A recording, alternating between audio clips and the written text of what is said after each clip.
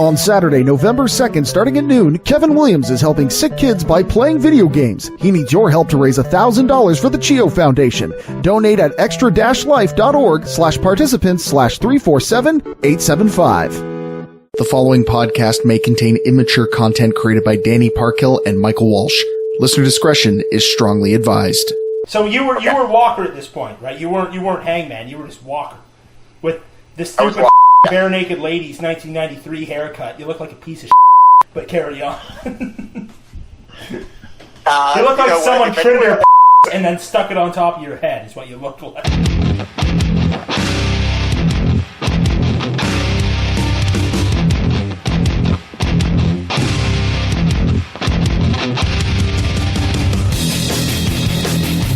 First things first, I guess I gotta apologize because Mike and I went a little overboard last week. We got a little too into the wobbly pops. I say as I sitting here drinking a fine Captain Morgan Black and Cola. And Captain Morgan, it's actually pretty good. Don't knock until you tried it. It's not quite Kraken, which I usually drink, but it was cheap, so But Mike and I, we had a few too many wobbly pops last week.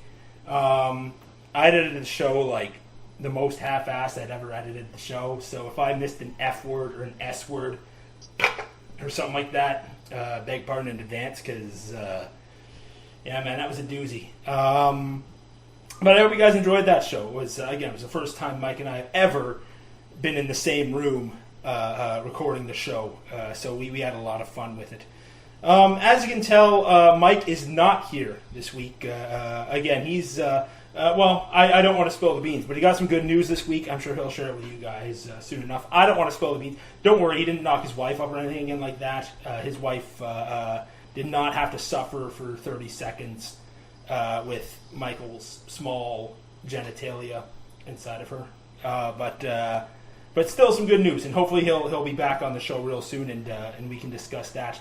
But I am not Michael Walsh, and Michael Walsh is not here this week.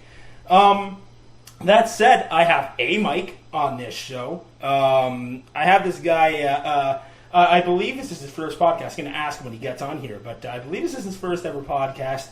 He's an old friend of mine. I've known this guy for about 10 years or so now. Good friend of myself and my wife's. Anybody who is familiar with the Ontario wrestling scene might remember him as Hangman, or if you're really old school, you might remember him as Walker. I just remember him as my good friend, Mikey. And Mikey, how in the are you? Well, I'm doing pretty good. How are you? There you are. You see, the first on the show. Well done, sir. Well done. I like that. So as soon as I say, hey, let's take it easy on the first word you say is the F-bomb. Thank you, sir. I appreciate that, you piece of shit. How are you? What's new and exciting? Yeah, no, I'm doing pretty well. I had to start off, as you always do, with the nice curse and expletives and everything else. I was the one that knocked out Mike's wife, by the way, just so you know. Well, that would explain a lot, because that's a good-looking kid, and Mike's wife is good-looking. You look like a piece of shit, sir. But, I mean, you always have that gummy bear in your brain. By the way, before we go any further, my wife insists that you sing karaoke on this show, sir. Maybe a little Nickelback like you did that one night. You remember that night? That will. I remember that, and that will never be happening ever. You can tell your wife to go, and she can go sing Nickelback by herself, and the kid. Your kid, Sydney, will probably be much better off than I will be. Well, no, so anyway, this is a few years back, and this is my go-to story when it comes to Mike, because it was probably the most embarrassing moment of Michael's entire life. we went to this... And it's recorded on camera, as far as I know, somewhere. Yeah, I have video of it somewhere. But we went to this, I think it was just like this bar doing this karaoke gimmick. And, I'm a musician. I like to sing, so I do the karaoke gimmick every once in a while. My wife was around. We had a few friends, including Mikey. So Mikey came down, and he sang, he sang two songs. He sang something by Nickelback. I want to say it was like Photograph. And remember him walking out the front door. Had a funny when I was looking for. I think it was like that. And then he sang that one that Chad Kroeger did with Carlos Santana. The why don't you and I get together? Take a lot of work, be forever together. Whatever the it is. That is a good song, and do not disparage the good name of. You know what? Like it did well. It did well on the pop charts, but did you ever botch it? I cannot do it justice. Like he was off by like 4 bars. Like my wife had to like go on stage and keep him from like completely bombing this because like it was that. Like it seemed like he was super nervous, which for a guy that was a pro wrestler and. Like, I'm pretty sure, like, 80% of the wrestling fans in Ottawa have seen this at some juncture. For that kind of guy, I was so shocked that embarrassment could be a thing for you, Mikey. How do you explain that? Wrestling, let's talk about karaoke.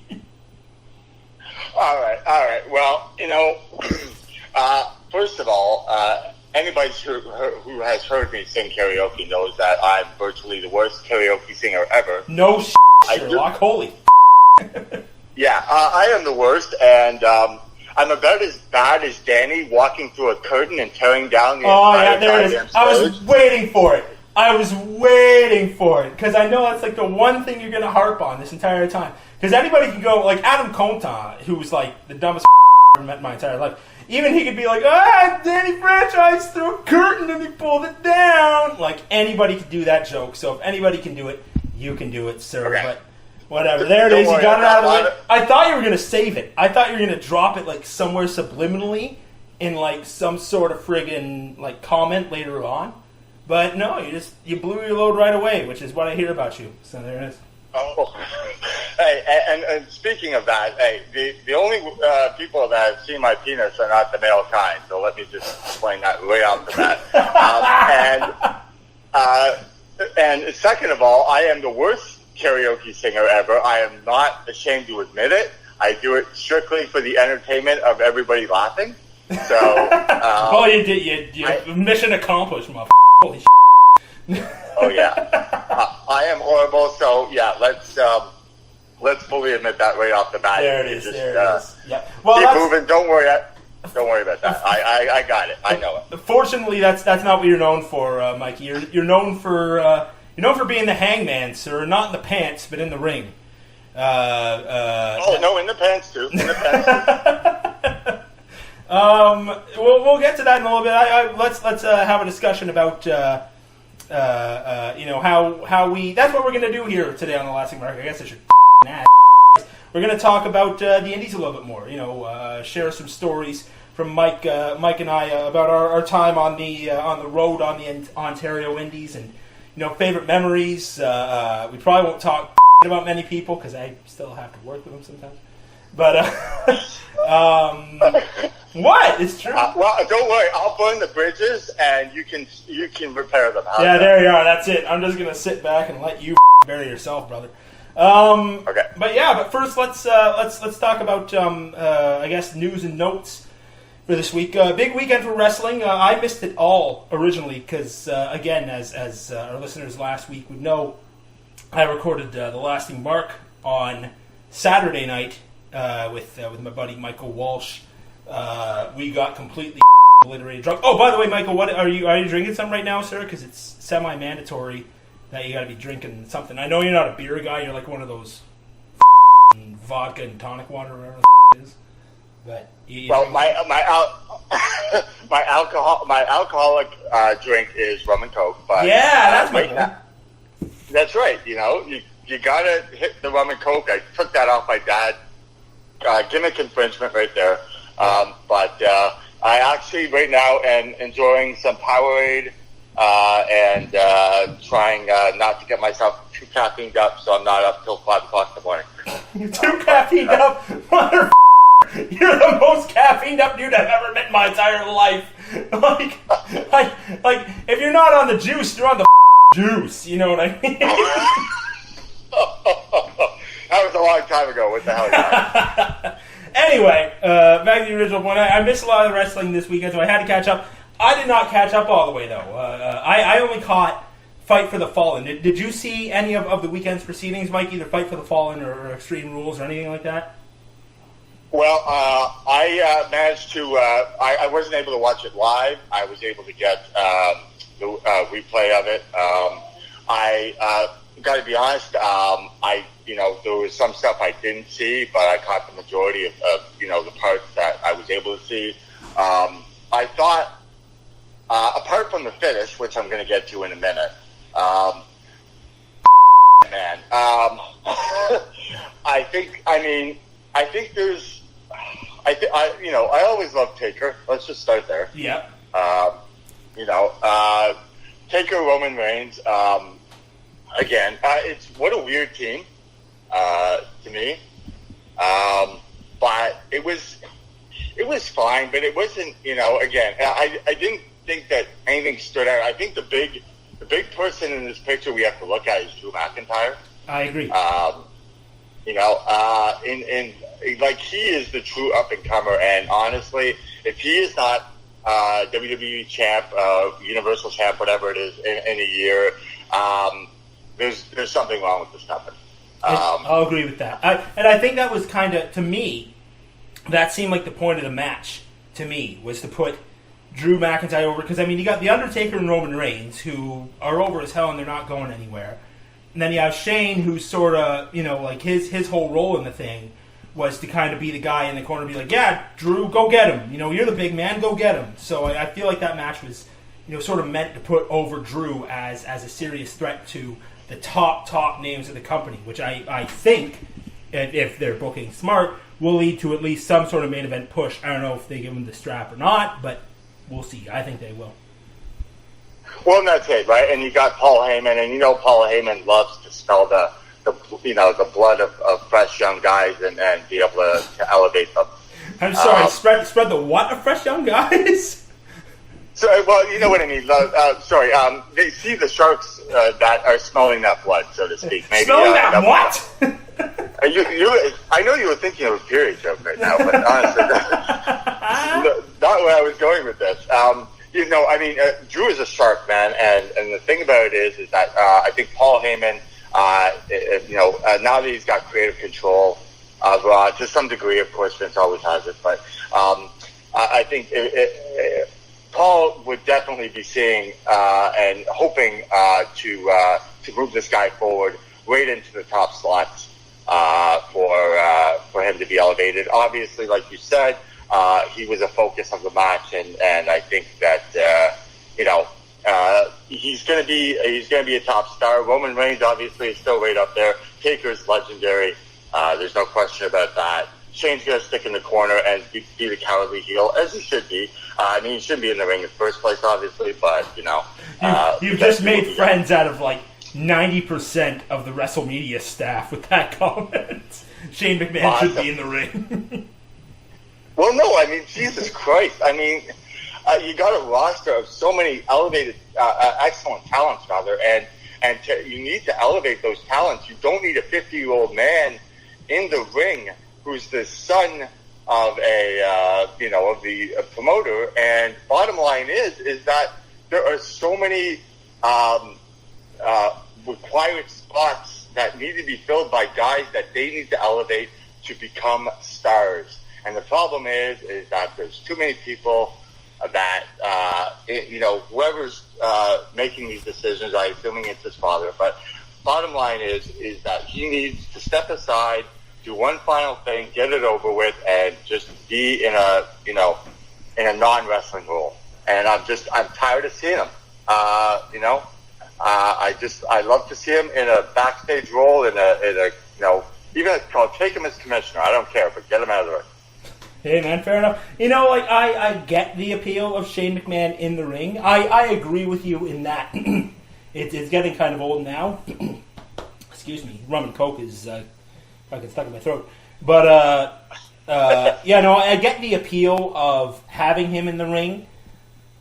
But I think I agree with you that this isn't Shane McMahon from 1999 to 2001. This is Shane McMahon 20 years older and it shows. I mean, any worker out there after 20 years, doesn't matter if you're, what you would say talented or not. Anybody is going to, their skills are going to decrease. Any athlete's skills decrease over the years. So, I think bottom line is, you're right. I mean, do I personally want to see Shane in the ring? I think probably no. I get why they're doing it though. It's the same as Undertaker, right? And I'm a huge Undertaker mark. I've said it many times on this podcast before. Undertaker is basically the reason I got into pro wrestling in the first place. Undertaker's getting up there in years, man, and he's not the same as he was. Bottom line, he can't really go that much anymore, right? So it's the same kind. It's the same kind of deal with Shane. But more so because Shane is not Undertaker. You know what I mean? No, and nobody is. And yeah, same thing. Undertaker, much as I love him, as much as I would, love to see him go, the bottom line is my preference would have been if Roman Reigns retired him, he laid down his coat, he laid down the hat, laid down the gloves, and he's done. That would have been a signature ending, put him in the Hall of Fame, give them the whole enchilada, but bottom line is that guys in their 50s and higher should not be top spot. And you know what? I agree with you 100% on that. After that Roman Reigns match, I was so disappointed because I figured as you said with the big production that they did after the match with him putting his hat and his gloves and his coat in the ring and all that, I figured he was done. I figured that was it. That's the storybook ending. That's him saying goodbye. That's it. And it wasn't a good match. That was not a good match to go out on. And I remember being so disappointed when I saw that.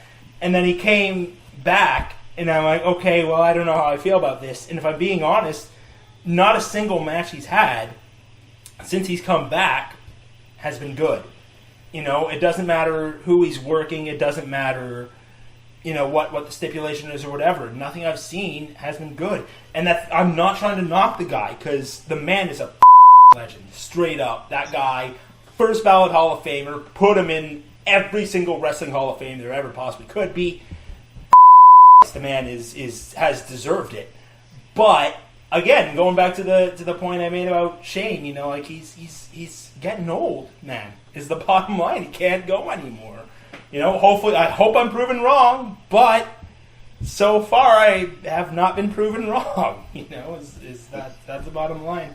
Hey, this is a commercial for patreon.com/WrestleMedia.ca, where you can get early access to episodes of your favorite WrestleMedia shows, get full uncut and uncensored versions of your favorite shows, and more. Don't want to hear this commercial on your podcast anymore? Sign up at our main event tier and get these episodes ad-free. Want to hear your own commercial here instead of ours? We've got tiers for that too. Visit patreon.com/WrestleMedia.ca and join the WrestleMedia revolution today. Yeah. How'd you feel about the main event? Well, no, actually, you know what? I really enjoyed it. I had a good. I'm not a big fan of Baron Corbin.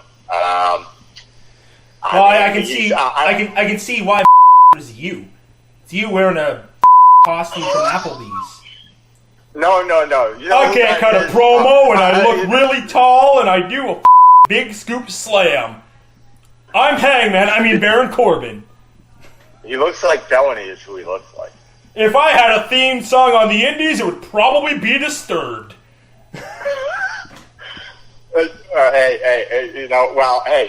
Disturbed, you can't go wrong with Disturbed. Sorry, Godsmack. But I'm sorry. I had Godsmack. Yeah, thank you. Let's mark that down as number 2. Disturbed light, sir. Disturbed.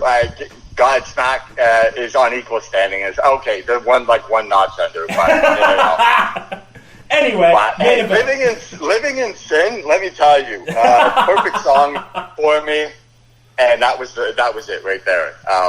Godsmack is awesome. Don't knock any Godsmack here. I'll get back to. Yeah, we'll get there. Let's talk about the main event of the Extreme Rules first. Yeah. First of all, the thing about this match is that I didn't like the fact that winners take all. I think that, I mean, I know that they had to have an extra, pump to it in terms of this. I just would have preferred something different. But anyway, the fact that when Corbin put the end of days on Becky, she rolls out of the ring, and then you see Seth, and he loses his, I'll say it. Yeah, you can say I can censor it later. It's fine. Yeah, no, it's okay. I should just make you work as hard as possible and just, run it through. But, so he loses it and just takes it out on Corbin and literally beats him to death. And you saw the look in his eyes. I've never seen that look in Rollins' eyes before. And it took the story to a whole new level. And that was the spot that really stood out to me. I mean, they had a good match. They had a good back and forth. I'm not crazy about, Baron Corbin. I know Lacey's got a good gimmick and all. I still don't think she's ready for a main event. But did you see? Okay. No. All right. I'm going to say right now, anybody who could possibly be offended by two white straight men talking about the posterior of a female, put the mute button on for the next 30 seconds. Did you see that shot that they made of her ass? I am male, so yes, I did. There's a shot that they went right up the cornhole on her, during her entrance, and I'm like, oof, good lord. It was totally a Velvet Sky moment. 100%. Yes, it was. Even what's her name? Renee Young was like, oh. Oh, indeed, Renee. Yeah, seriously. I mean, you couldn't have gotten any closer if you tried. And God bless that cameraman. All right, now earmuffs off, offended people. Carry on. Oh, we're not even close to being done on offending people. So I mean, Lacey Evans looks good and everything else like that. I mean, again, I see the situation with her and Corbin, but, they did fine in their roles. And the thing about it is, obviously, the big moment was when Brock Lesnar cashing in at the end. Yeah. It's a good thing I didn't go over to my friend Darren's, who I always watch the pay-per-views with, because I literally would have smashed his TV. Really? Yeah. What was wrong with it? The fact that Brock Lesnar was champion, that's what's wrong with it. Oh my God, you're one of those marks. Okay. So what are you going to do? Are you going to keep the belt on Seth Rollins the entire time? You need Seth Rollins to be that baby face that just chases and chases and chases. That's the role that he's best at. If he's chasing a belt, he does fantastic. If he's holding the belt, he's the in my opinion. Who else is going to do it? What other big heel is there on Raw that can hold the belt right now? They're building up Drew McIntyre, maybe him eventually. Who else is there? They haven't built up any good heels. You want Shane McMahon to win the belt? Because that's your other option, is Shane McMahon winning the belt. Please, God, no. So what? No, seriously, give me a suggestion here. I'm willing to be proven wrong. I'll take an L if it shows up. All right. Well, let's go. Okay. So, fine. Drew McIntyre would have been an excellent choice. I guess Samoa Joe's on SmackDown, so you can't do much for him. And plus, he hasn't been built up enough. What are they going to believe that he beats Seth Rollins? He just jobbed out to Rey Mysterio or some who's barely been seen on TV and jobs to the jobbers. So why the would they believe Samoa Joe could beat Seth Rollins for a title belt? Carry on. I'm not disagreeing that he'd be a good champion, but they need to build him up more, is what I'm saying. Right. Well, exactly. But that goes back to my original point, where guys need to be elevated as opposed to guys that are not elevated, and men who are 50 years old who are, the promoter's son, in top spots. Okay, now that's the second time you've used that phrase, promoter's son. Has someone touched you in a bad way, Michael? Yeah, I don't like. I just don't like the fact. Show me where the bad man touched you. Show me where Shane touched you, Michael. I'll help you. It's a long story, and it's going to involve a court battle, and I don't need to get into it. They got way more money. They got way more money than I do, and I'll lose. So, you know what? Bottom line is, okay, let's just get off the Shane thing. But at the end, no pun intended. Yeah. Okay, fine. We're looking for top-notch heels right now. Yeah, you're right. How many real heels do you have that can carry this? Precisely. But again, I think they could have run with Seth a while longer. Do you think he was botching that bad? I think he was putting on good main events. It's not that he a lot better main events than Brock is going to put on. It's not that he was botching his matches. It's not that he wasn't a good worker. It's not that he isn't a good worker. It's just that Seth Rollins, and again, from what I've seen, I almost vomited on that one. From what I've seen, he hasn't. Again, well, it goes the other way too, right? Like, what good heels does Seth have to compete against? He's had 2-3 main events against Baron Corbin now. Like, who else does he have on Raw to face other than Brock Lesnar? Right? So how do you build that feud? You either bring someone over from SmackDown, which, okay, but even on SmackDown, who are you going to bring over that immediately, without any build-up, is going to be a credible threat to Seth Rollins? Like, maybe AJ Styles, but they just did that, so why do it again? As we talked about, Samoa Joe, he isn't built up enough. You could bring Roman over, but then you're still on the SmackDown side, and now you have to do a face versus face thing because there's no way they're turning Roman heel for it. So, you bring Brock back in, you get him to use his Money in the Bank contract, he wins the strap, and then from there, now you have, as much as it's kind of played out, you have Rollins versus Lesnar again, which honestly I'm not too excited about. I think we've seen that enough. But what other options do you have? You know, you can't do...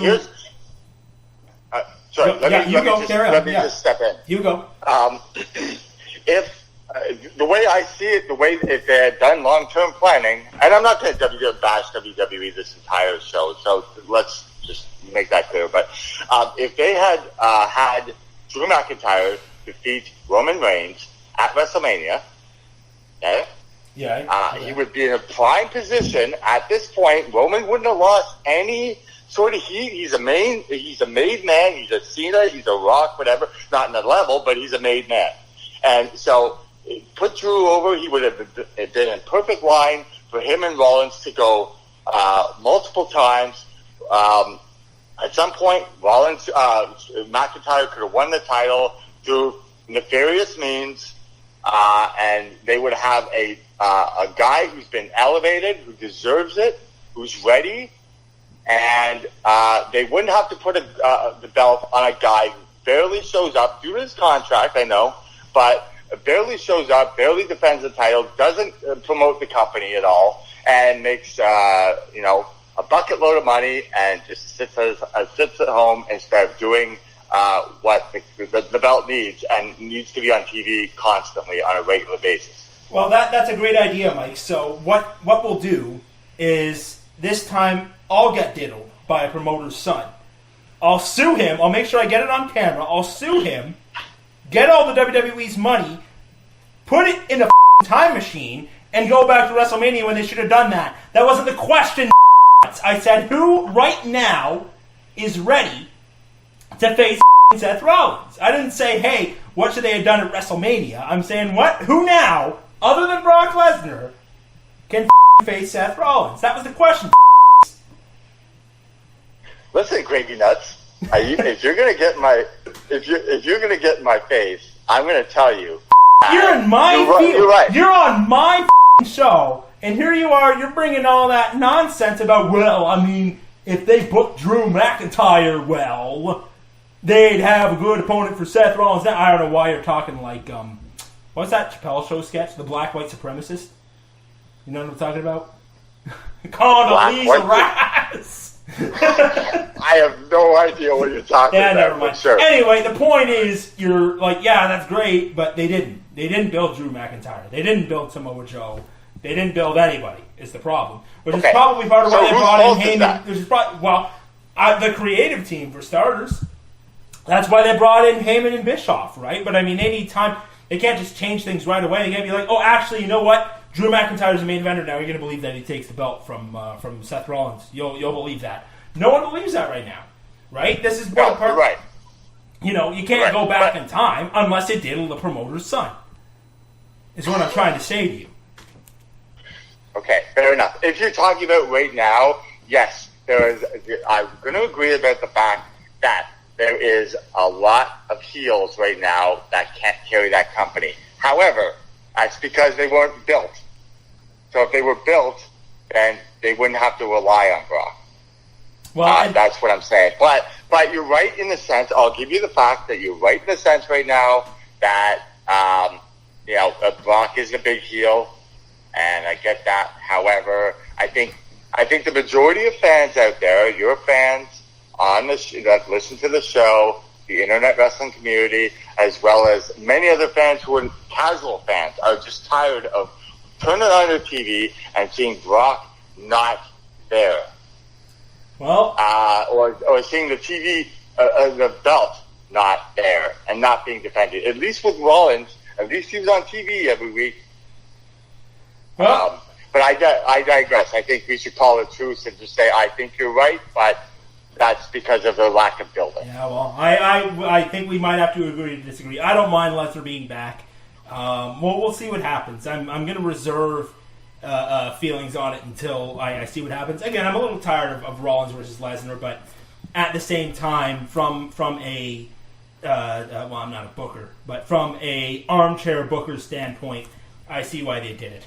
I was going to talk about Fight for the Fallen, but that nonsense because we've gone way too long on Extreme Rules, and I don't want to waste any more time. I want to get to the meat and potatoes of today's conversation, Mikey. But you know who's not going to hear it? Who's that? The freeloaders. Freeloaders. Oh. The freeloaders ain't going to hear our wonderful tales of our stories on the independent scene. They're not going to hear us dishing the dirt on the Ontario independent scene unless they put a few in the bucket over at patreon.ca/WrestleMedia.ca. What do you say to that, Mike? What do you say to these freeloaders? I say get your wallets out, put some money in the bucket, send it over. Don't be a freeloader. Don't be like Danny in regular life. Be an actual, paying contributor, and then you'll get to hear all the good stuff because I don't mind, blowing up a load of whoever I just want to stop associating with in his business. So, and I don't mean blowing off the way Danny usually does. I'm talking about actually, blowing off steam. So pay up and listen in. So there it is. So you heard it from Mikey himself. He's about to go shoot on some motherfuckers. So now is the perfect time to subscribe to our Patreon if you haven't already. Patreon.ca/WrestleMedia.ca, excuse me, no dot. Until then, free version listeners, we will see you next week. Thank you so much for tuning in to Lasting Mark. Hugs, kisses, and getting diddled by Shane McMahon.